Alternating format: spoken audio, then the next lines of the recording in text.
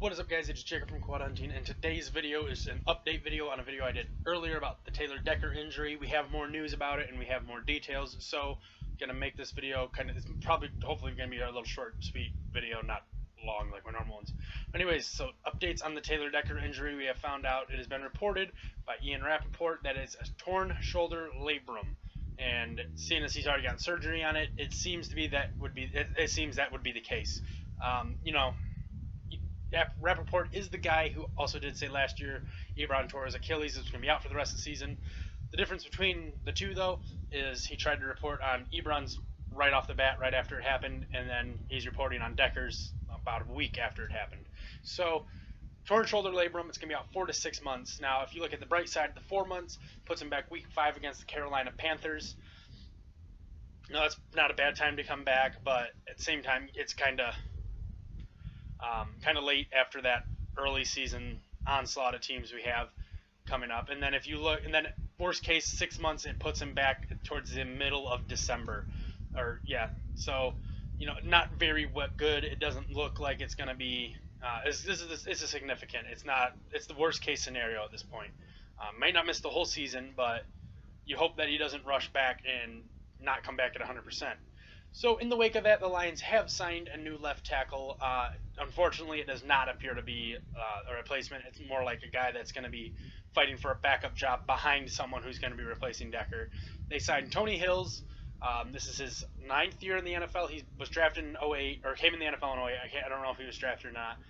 But has played for 11 teams now, including the Lions, since 2008. And only has one career start, so... Pro Football Focus hasn't really graded him highly ever in his backup role, so it's not someone that you're gonna, it's coming into play starting left tackle. This is a guy who's coming in to fight for a backup job from a Joe Dahl, or backup a Joe Dahl, a Corey Robinson, or a Cornelius Lucas.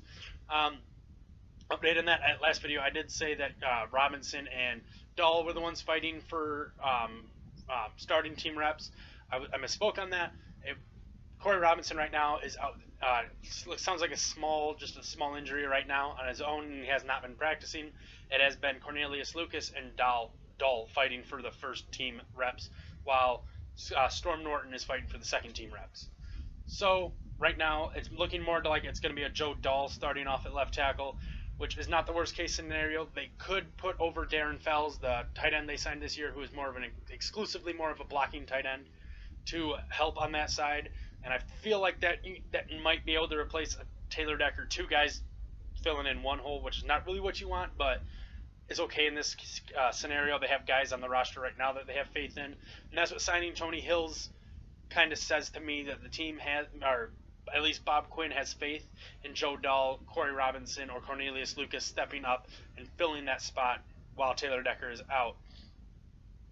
So, I mean, that might be why they didn't go sign the Cyrus or a Claddy or any of those guys I highlighted in the video before. It might be why they're sticking to these.